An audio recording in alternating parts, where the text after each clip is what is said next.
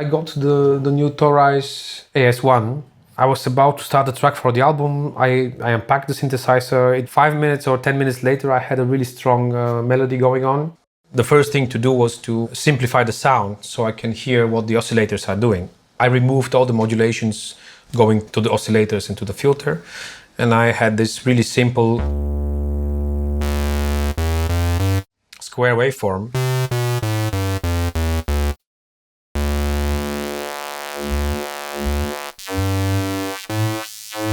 I quite like the high pass, so the next step was to program a sequence. I was going for a really simple sequence with a couple of notes. The track I used the synthesizer for is called 5. The name 5 comes from the fact that I used 5 steps sequence. When I was doing the sequence, I didn't really thought about it. I just did something like this. Then I realized I used 5 notes. Note 1, have note 2, which is extension of note 1. Note 3, I went 2 octaves up because I wanted to have a higher range of the pitch. Note 4 and note 5. I had something like this. It sounded too normal for me, and I wanted to have certain twist in the pitch, so there is this alternate tuning option where you can go out of the equal temperament. I checked different tunings. I liked one, so with the custom tuning, this melody sounded like this, pretty out of tune.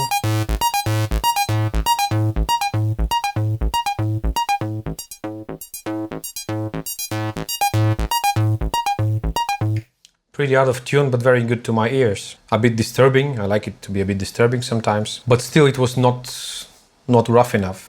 And I thought, what kind of other modulations I can apply. And I see I have a low frequency oscillator here. I added some of it to the pitch.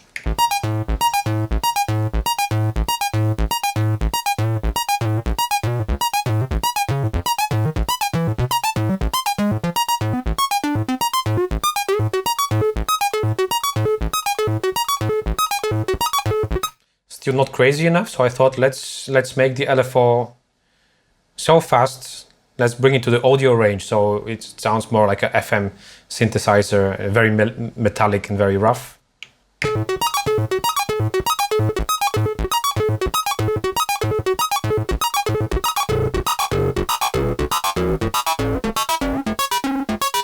Yes. So I was finally happy with that. And here in the AS1 we have really nice FX section with bucket brigade delay, flanger, chorus, and so on. So I put a little bit of the bucket brigade delay on the bass line. And what's really cool with the synthesizer is you can assign some FX parameters on this ribbon here.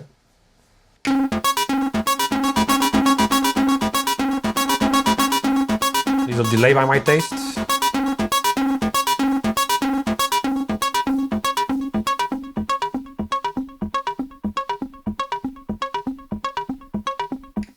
What I really like with this synthesizer is the combination of low pass and high pass filter.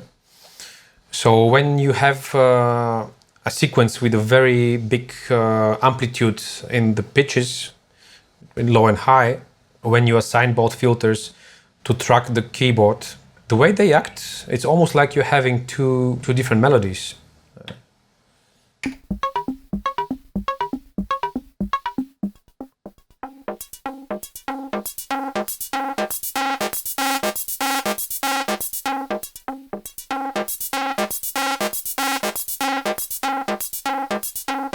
The high-pass filter is completely cutting out a big part of the frequency content only on a couple of notes, but the other notes are played and you can play around only with the low pass.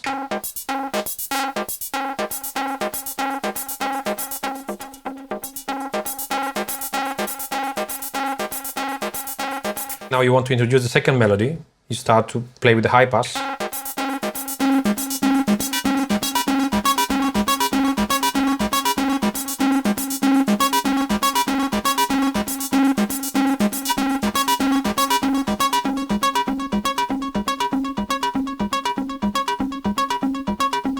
What I found really cool with the sequencer of AS1, once you have a pattern, you can still transpose it.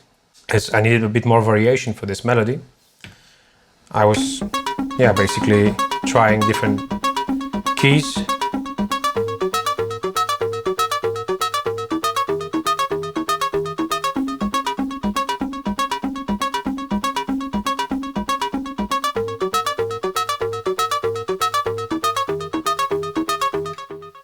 So I quite like that. Then I thought, wow, it's really, really good. I have to make a track out of it. I did the sketch for one day, and then it took me maybe 2 weeks to finish the tracks because I had to add more elements beside the monosynth. It was not just important. AS1 is the track.